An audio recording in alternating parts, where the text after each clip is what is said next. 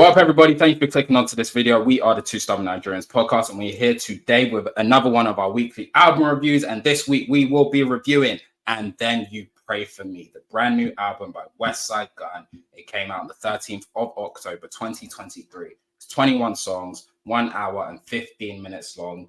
It's tough. I'm going to round that down to 1 hour. You cool with that? I am cool with that. Perfect. So we are really excited to get into this. WestSide Gunn is one of our favorite artists here at the Two Stubborn Nigerians podcast. We have been listening to him, reviewing him really since the inception of this podcast way back in the good old year of 2020 when nothing seismic or world-changing ever happened.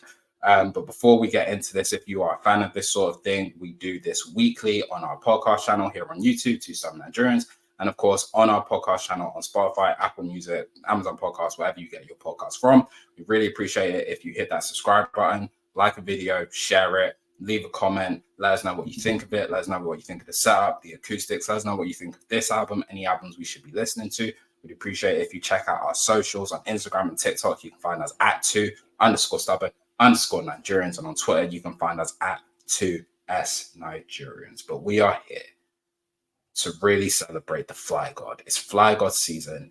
I can honestly say, hand on heart, this is probably the most anticipated album that I've had this year of albums that I know are coming. Obviously, if I don't know that a J. Cole album is coming, I predicted that at the start of this year, and I would love it. But like I said last week, it doesn't look likely. But albums that I've known of coming, this has probably been my most excited and anticipated. Especially when you consider what his last album was in Hitler Wears Hermes 10, and how highly I really felt about that album, especially when it came out, and what I felt that album represented for Griselda and for WestSide specifically. And so here we are, less than a year later, which for most artists is a short turnaround between albums. But for WestSide Gunn and Griselda specifically, it's felt like a long break. It has felt like a long break. It's felt like it's less than a year. It's less than 12 months. I think 10 came out in December last year. We're in October. This is coming out. But it's felt longer because of the consistency and how often Griselda artists typically drop, and WestSide being obviously the leader of the faction. But it's here now. It's being touted by WestSide himself as his last studio album. Now, people really piss me off with this shit because they don't read, and this is the problem. And you yourself, I know you don't read. I don't know if you had that headline, but even if you did, I know you wouldn't read going further.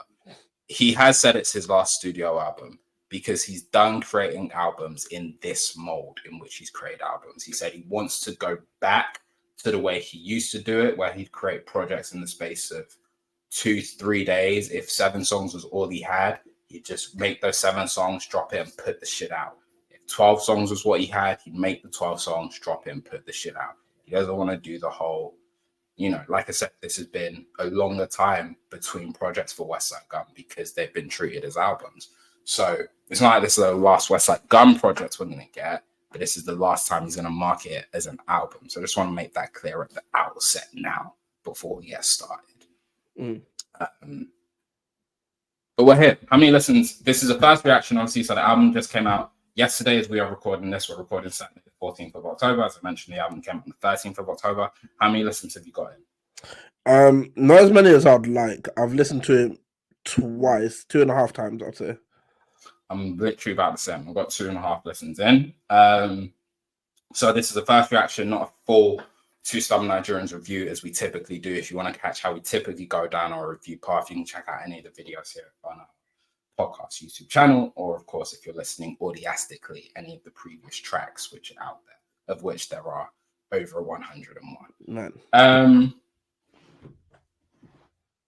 This album's long. It was long. It was very long, man. 1 hour 15 minutes. This album is long, and WestSide typically likes longer albums in general.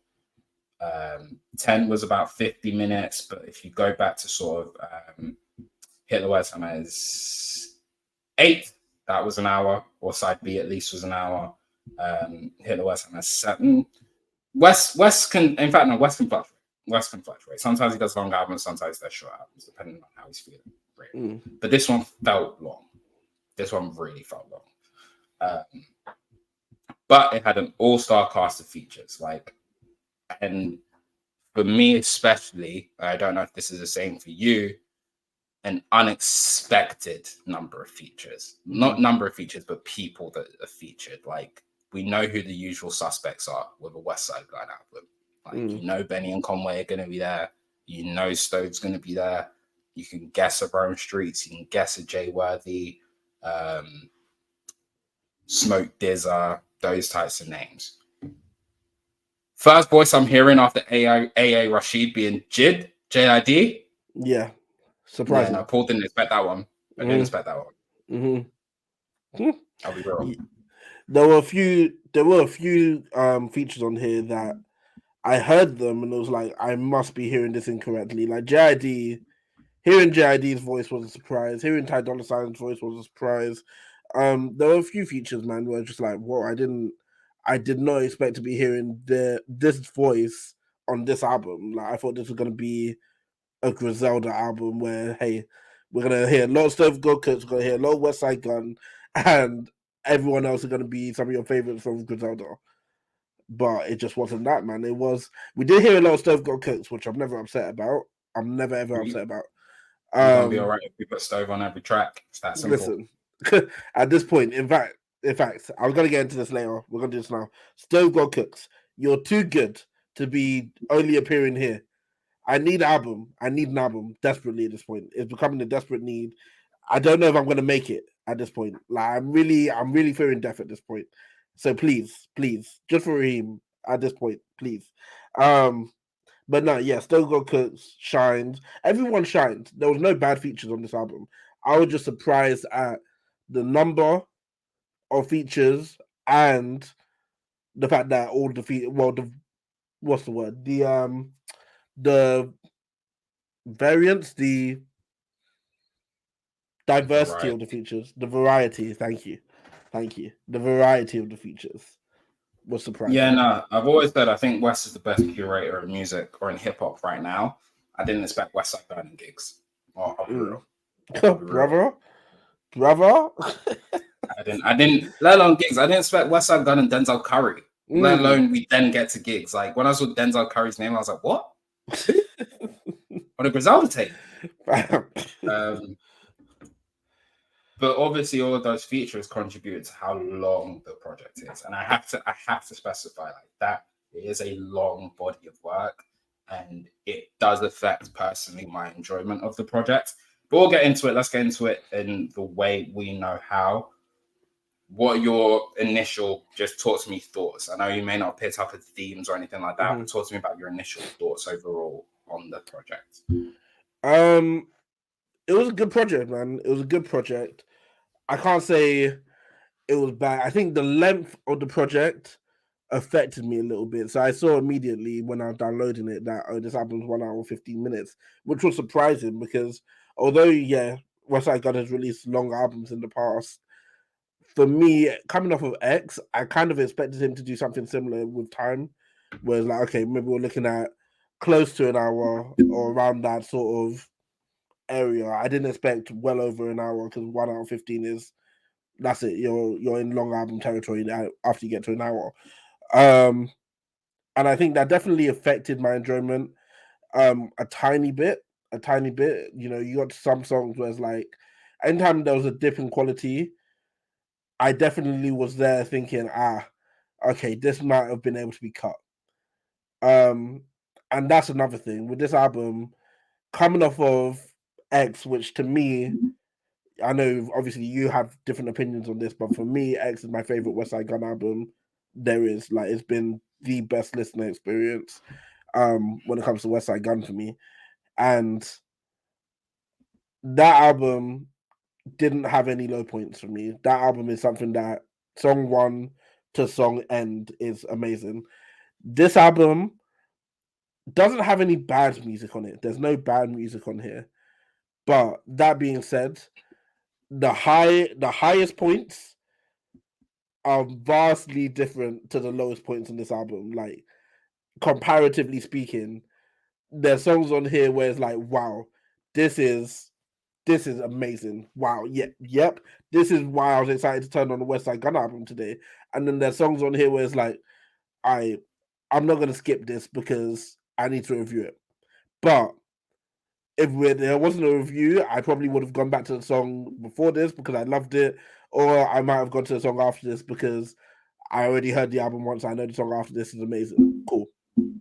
That's whatever. That being said, overall, this was a good experience. It's WestSide Gunn, man. It's WestSide Gunn, and I think WestSide Gunn has put himself in that space where he probably is my favorite album creator. It's almost sad because I didn't know about the fact that this was his last studio album, but he probably is my favorite album creator out of Griselda at this point because it's just amazing. Every single project he does at this point has those high points that are going to carry me from the second that album drops to the time he drops his next album. Because man, there's songs on here that is just like, I don't even know how I was getting through the year without this beforehand. Like Kitchen Lights, like there's something about it. There's something when I don't hear WestSide Gunn come with his ad libs for too long, it's off-putting. When I don't hear WestSide Gunn seamlessly flowing with another artist, it's weird to me. It's getting weird to my ear at this point. Like I have withdrawal symptoms at this point because it's too good. It's too good, and he doesn't disappoint on this album. In that all of those things that you love from WestSide Gunn live happily on this album. Does it live happily consistently throughout this album? No, but it does live on this album, and for that, I'm happy with this album. It's going to be an album that definitely stays in rotation because it's one of the better albums to release this year. I agree and I disagree. Mm-hmm. I agree with that conclusion. Definitely going to stay in rotation. Definitely one of the better albums of the year. I definitely agree that the high points are extremely, extremely high, but the length is a problem, and the length is a problem because for the first time for me, not only are there skippable songs on a WestSide Gunn album, and I mean songs, I'm not talking skits, like skippable songs, but there's bad songs on a WestSide Gunn album. JD Wrist is terrible. JD Wrist is a bad song. Yeah, JD Wrist is a bad song. I think there are bad hooks as well, which makes some songs like difficult to listen to, specifically LL Bull Gun. Which is obviously a funny pun on LL Cool J, saying ladies love Bull Gun, which is cute, but the hook is bad. The hook makes the song difficult to listen to for me. So I would get rid of that. I'd get, like I said, I'd 100% get rid of JD Wrist, especially in a world where that's come right off the House of Glory, which I think is one of the better songs on this project as well. And then it goes into Disgusting with Gigs. I was like, it just doesn't sound good. Especially, like you were saying, all the features came to play. I didn't like SD Knack's feature on it, man. And Knack is someone Knack is someone who I'm a fan of. Like, I like his music. I like the projects that he's released recently. I like the work that he's done on these features. But I was like, this wasn't it for me. Like, that was the point where I really started to feel like, oh my goodness, this album is long. Like, I realized how much longer we've got left. It brought me back. It definitely brought me back, especially when we got to the back end. And the features on the back end of the project, it's like he made this project. It's like if you go from skip LL Bull Gun, so from Babylon Biss down to And Then You Pray For Me. Yep. WestSide Gunn made this project for me. That's the project WestSide Gunn made for me. How you talk about Boldy James, ESTG, Jeezy, Peasy, and Rome Streets on a 5-song stretch? That's Paul. He made that for me. That's my stretch of the album. Forget everything else. Forget Stove, and not forget Stove, because I'm going to talk about Stove in a minute. But forget Stove. Forget Benny and what Benny and Conway did on the opening track. Forget DJ Drama talking like DJ Drama can. Yep. Why I just said Boldy James in form of his that's Boldy James I've been missing. Like Boldy's dropped 2 projects this year, and I was thinking this week. Boldy's dropped 2 projects this year. I listened to a couple of his projects in this past week as well. And I was like, he's dropped 2 projects this year. And in 2020, where I first listened to Boldy James' album, he dropped 4, right? And this is where I'm talking about the quality of rap in 2023. None of his 2 projects that he's dropped this year would enter in breaking up the quality of the top 4 that he dropped in 2020. Do you get what I mean? So if I was to rank his 2020 projects and his 2023 projects together, it would go all of the 2020 projects and then the 2023 projects in terms of quality. So the quality for me from Boldy has been down this year. This feature brought it right back up. Like, right back up. This feature is a funny one because obviously we've discussed it on the podcast before. I'm not necessarily a big Boldy James fan. This feature is one of the first few times where I've listened to Boldy James and said, wow. It almost made me go back and try and give those albums another chance because this was special. This was something. Like, it really... One of them, the environment and the atmosphere he creates when he comes onto that track and just starts flowing and hitting the way only he can. Special. ESTG continuing what he did on his album earlier this year. I loved him, man. ESTG came to play. Jeezy, bro. Snowman. Like, Jeezy's performing at the O2 on the 26th of this month. I don't know if it's the O2. It might be Wembley. The 26th of this month. And it's his first show in the UK in 15 years. Now, I have work. I have work on the 26th and I have work on the 27th. Me and work might have to throw hands because I can't miss the Snowman. This is the Jeezy who won Trapper of the Year 4 times in a row. I don't think people understand that's who Jeezy is. I don't think people understand that's who Jeezy is, man. Oh, Jeezy, man. Here's something. And then to go from Jeezy, from the dirty South, to the Kings of the North, to take it out to Detroit and get me Peasy. Crazy. Peasy. Different. Bam. And then me, man. Go on. No, continue. I was just saying, then me, I've been waiting, bro. Like, Street dropped Nose Candy 5 a couple of weeks ago. I think it might have been the same week that Drake dropped or the week before. I can't remember. And it was good. It was really good. There's a Joey Badass feature on there, which goes stupid. On this project, I was like, man, have I heard Rome Street yet? And then boom. Not always there when I call. But he's always on time. And Revenge of Flips like was cold. Like, I just love it. It's a little prelude to the outro, and then you pray for me to close out the project. I love that. We have to talk about stuff. We have to talk about stuff.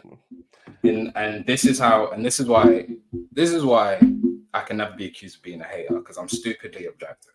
Because in the same breath that I'm going to say, I genuinely think JD Riss is the worst WestSide Gunn album single.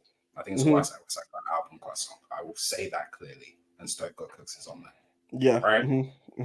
I've said it. You've heard it. You've all heard it. You've all watched me say it. Let's park that to the left here. Okay.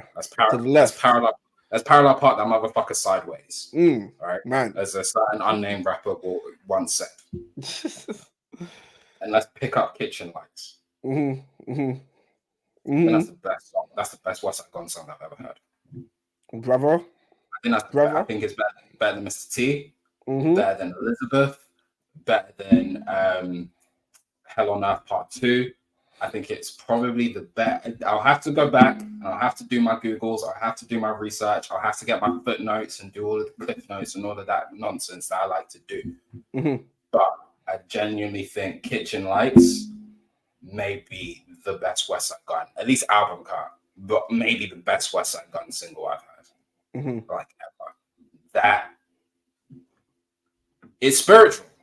Yeah, brother. It's spiritual.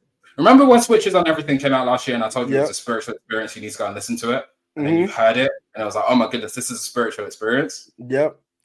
I didn't know there was a higher plane of spiritual experience that existed. Paul, this is going to be the hottest take I've made in years.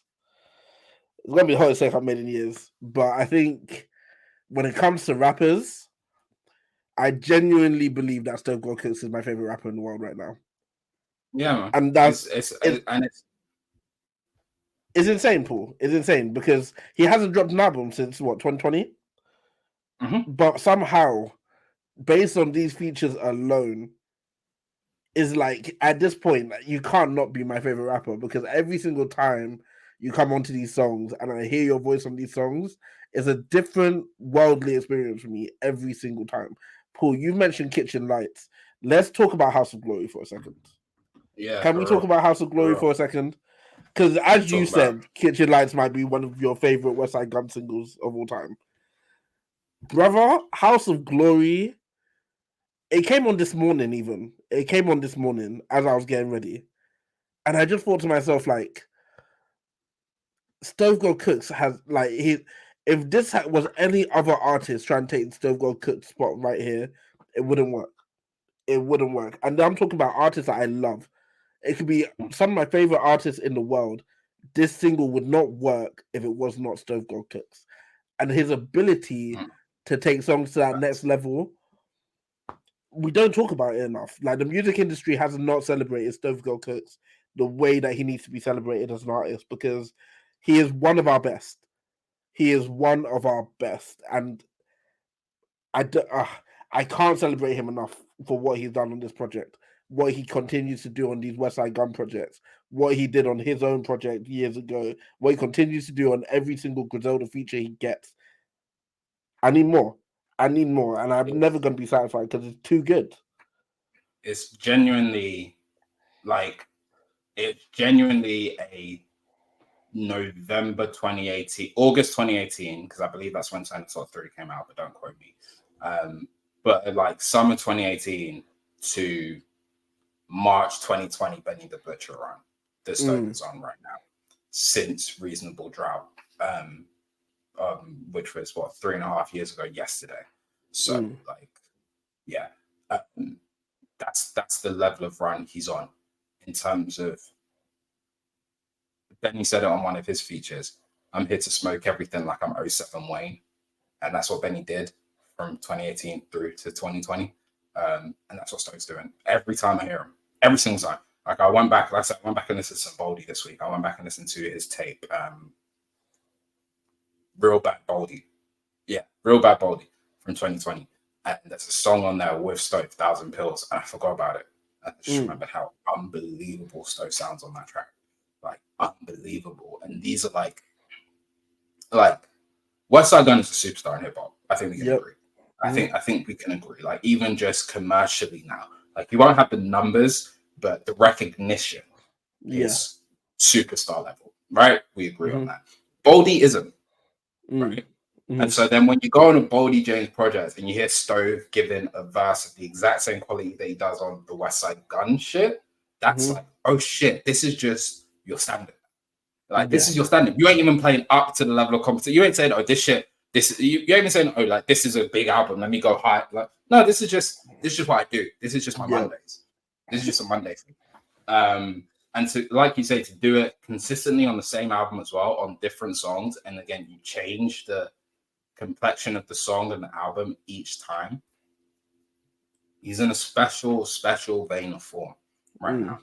Rap, and it's special to see. We're watching the birth of I can't even say the birth. He's been doing this since 2020, but watching a superstar work, and it's obviously we have had countless discussions on how you rank artists, whatnot. For me, I need an album in the last 18 months to even qualify you in my discussion of best in the game right now, and he hasn't done that.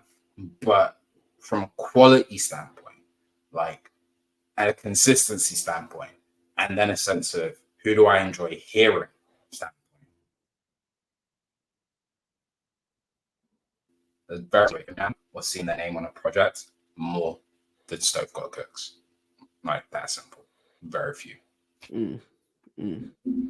Yeah, I can't disagree with you, man. I can't disagree with you. I think at this point now, especially with these WestSide Gunn projects, it's like the more Stove God, the better. You know, there's no such thing as too much anymore, man. Like I think if you're smart, like he should be. For me, anyway, I'm saying he should be the person that you're promoting as the face of the brand at this point, because he's the best. He's the best you have. Simple, bro. So simple. We're gonna be all right if we put Stove on every verse, and Wes understands that better than anyone, and that's clear. But yeah. Shout out to Stove. Anything else specifically from this album that you want to circulate out for praise or criticism, or that you just want to mention that you thought was important for the people to note? Not necessarily. I would love to give Fly God 2 times his respect, and is credit for being such an amazing song. I love the fact that this is the one song. Well, this is one of the songs where there's no features. Is it one of the songs? It might be the one song on the album with no feature. Hello, Boo Gun as well. Right, yeah. But Fly God 2 Times it was special, man. That was really the moment where it was like, okay, yeah, WestSide Gunn. That was the moment for me personally listening to the album where I decided that WestSide Gunn might have my favorite albums out of Griselda. Bearing in mind, I love all the artists out of Griselda, and there's a lot of albums from Griselda that I've enjoyed, but WestSide Gunn consistently hits that mark, man. And Fly God 2 Times is a great example of that, where he just shines by himself on an album full of features where he says, yo, guys, give me a second.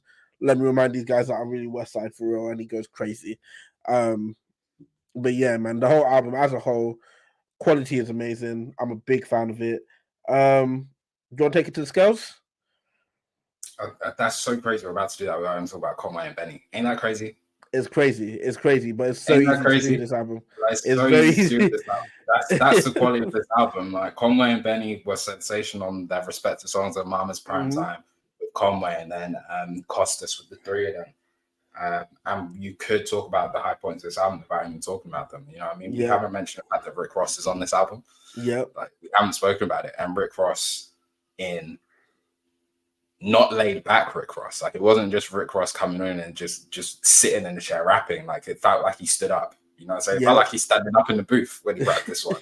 Like he's not just sat down with a split in his hand. Like he stood up. He's rapping, which is interesting. I just want to make a note on the production. I really think the production on this album is interesting because it doesn't lean as much into the like R&B soul. It's not slowed down as typical WestSide Gunn albums and projects are, where you have those moments where like the sample is really like slow, monotone. It's a lot more grimy, I feel, and up-tempo beats, which was an interesting choice. And it doesn't, that's what I was gonna say, it doesn't feel as polished. The production doesn't feel as polished, especially when you consider that this is the carry on to Pray for Paris. You know what I'm saying? Yeah. So it's supposed to go, you pray for Paris and then you pray for me. And the artwork on the cover spells that. It's the production choices are completely different from Pray for Paris. Like if you think about some of the songs you have on Pray for Paris, like I'm thinking like French Toast with Wale and Joyce Rice, that couldn't fit on this project. Do you know what I mean? Especially when I consider the back end of this project, where it feels like really like I mean, it's me, the back end of that project. It's neckbeard, dusty hip hop, and it's not as polished as previous WestSide Gunn albums are, especially from a production standpoint. Not to say here or there whether that's a positive or negative. I just think it's an interesting choice to make at this stage, especially considering that you're marketing this as your last studio album, that the production almost leans more into a mixtape than studio album, like it, or especially when you've got drama going crazy at the top of the album, talking the nonsense that he does, but we love it all the same. It almost feels like a Gangsta Grillz tape in that sense. But just again, no rhyme or reason to whether that's positive or negative. Just an interesting production choice that I felt was made there. Yeah. I mean, talking about production, if I'm going to give it any credit, which I could talk about this for longer, but because of time I won't. But I did catch myself just bopping my head a lot whilst listening to this album, man. I caught myself bopping my head a lot. So yeah, it was interesting, man. It had that boom bap feel a lot throughout this album, which I love. But yeah, and also before I forget, gigs. Wow. I see a lot of Hove and gigs as well now. Yeah, bro, I've told you. I said it the time. But at first it was a bit murky. I said, "Oh, okay, I think I can see some," but no. Now it's 4K. No, I see it. It's crystal clear. I see what Hope was seeing. Hope was seeing into the future that we didn't even know was there. Jay-Z heard this verse and then said, "Oh, okay, let me let them know that something it's coming in 2 years' time." You know what I'm saying? I see a lot of open gigs. Like that's it. That's it. Give me some songs. Give me a top 3 if you have a top 3 at this stage. I do have a top 3 at this point, man. Give me your top 3 in reverse order. Reverse order specifically, number 3 would be Fly God 2 Times. Love that song. Love it, love it, love it. Number 2 would be House of Glory, sorry. Stove God's big highlight and what WestSide done on that song as well. The two work together beautifully. Especially over that beat, man. I love it. I love it. I love it. And number 1, to no one's shock, is Kitchen Lights for pretty much all the same reasons as I just mentioned for House of Glory. But Kitchen Lights does stand out just a little bit more. Nice. I'm gonna flip it up, man. You might be surprised. House of Glory would be my honorable mention for it. Number 3, I got Jalen Rose. WestSide and Boldy. I think Boldy's just energy is special. Boldy is one of my favorite rappers to listen to.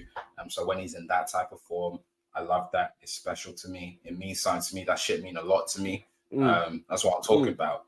Shit mean a lot to me. And number 2, I got Costas, man. Conway and Benny. The 3-headed snake, the monster. You can't stop him. The John Woo flick. Like when those 3 get together as the Mighty Morphin Power Rangers of Griselda, as the big 3. Do you know what I'm saying? The One Piece, Bleach, and what's the other one? Naruto. Like there's the big 3. Like, you know what I'm saying? Like they come together. Speaking of which, have you watched Anime House Part 6 yet? Oh, brother, no, I haven't. I need to now. Go watch that as soon as we finish. That's what you need to catch up on. And then at number 1, to no one's surprise, Kitchen Lights. Like I said, I think that is the second time in 2 weeks where I've done that, or I've called something arguably someone's best album cut single. But I do think Kitchen Lights is arguably WestSide's best album cut single. Yeah, I have no disagreements from me, man. I think we both could have mentioned a complete different 3 songs, and I don't think it would have been a hot take, man.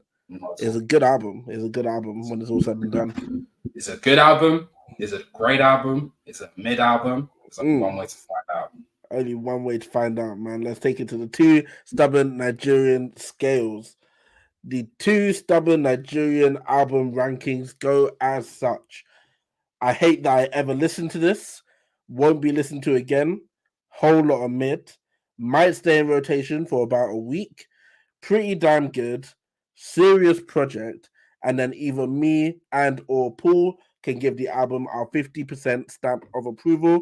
In the case that we both give it our 50% stamp of approval, the album will become 2 Stubborn Nigerians approved. Can I start with this one? Yeah. Cool. For this one, I think I am going Serious Project, man. And it was a tough one. It was a tough one because the criticisms that I have of this album are very real. They're very real, man. They're not things that can be ignored. It is a longer album. There are songs that the discrepancy between the highlights of this album and the low points of this album live. They are there, man. I can't call this a perfect project. That being said, the songs that are the high points of this album, the songs that I love from this album, are enough for me to carry this into Serious Project from pretty damn good, man. It's an album that I think is going to live. It's an album that I think is going to be celebrated at the end of the year. Whether that's on the Two Stubborn Nigerians project, Two Stubborn Nigerian Award, should I say, or the Grammys or whatever award ceremony wants to celebrate this album, I think we'll celebrate this album because it's just that good. It's that good, man. He brought out artists that I haven't heard from in a while. He made me go and question certain things about other artists that I haven't heard from. Man, I love this album. It's a great album. I'm putting it in Serious Project. Paul, where are you putting this? Right there as well, Serious Project. It can't be stamped because it's too many low points which I can't ignore. It also didn't, for me, reach the heights of 10 consistently. I think 10 overall is a better album. So there was a little bit of a downturn there. But this is an extremely, extremely serious project. One of the better rap albums so far this year. I called it as much last week, knowing that, the year we've had in rap, I had a feeling WestSide was going to come and do what WestSide has done on these albums in the past few years. And he did just that. The Beaches did just that, as they always do on Griselda projects. So that's fantastic that we're not losing all the recipes, to say the least. We're losing a lot of them. Majority, but never all. And that's the thing. That's the thing. I can't psychologize all of them out there on the corner. Some of them I have to go. Yo. So, but yeah, man, serious project. Shout out to WestSide Gunn. Shout out to the whole Griselda team, the whole Griselda family. You know, we really feel like a family now. It's beautiful that we've been able to be on this journey. GXFR to the world. You know what I'm saying? We the Buffalo boys. That's us for real. We in the cut, man. You know what I'm saying? Some of y'all are your window shoppers and you're mad at us. And we think we know why. You know what I'm saying? But we live different. You know what I'm saying? We out here eating $1,000 plates. Like, we got a picnic at the Eiffel Tower in like 2 hours for real. That's who we are. So that's just who we are. You know what I'm saying? How y'all get it is how y'all get it. We get it how we live. You know what I'm saying? We got out the mind. You can cut me off at any time. You got out the mind. You know what I'm saying? No, I need your self-awareness, guy. You need to end yourself. What do you mean? Sometimes I need to let you run until you realize this is ridiculous. It's not ridiculous. It's not ridiculous. You said we're the Buffalo boys. I said, okay. I have to let him go. We're the Buffalo kids. We are Buffalo kids. We fly God. You heard the fly God? This is what I'm saying. You don't even understand. That's why I listen to WestSide Gunn. I'm trying to get fly. What you listen to every day is what you become. Hey, man. Thank you, guys. That was our review of And Then You Pray For Me by WestSide Gunn. I hope you enjoyed it. If you didn't,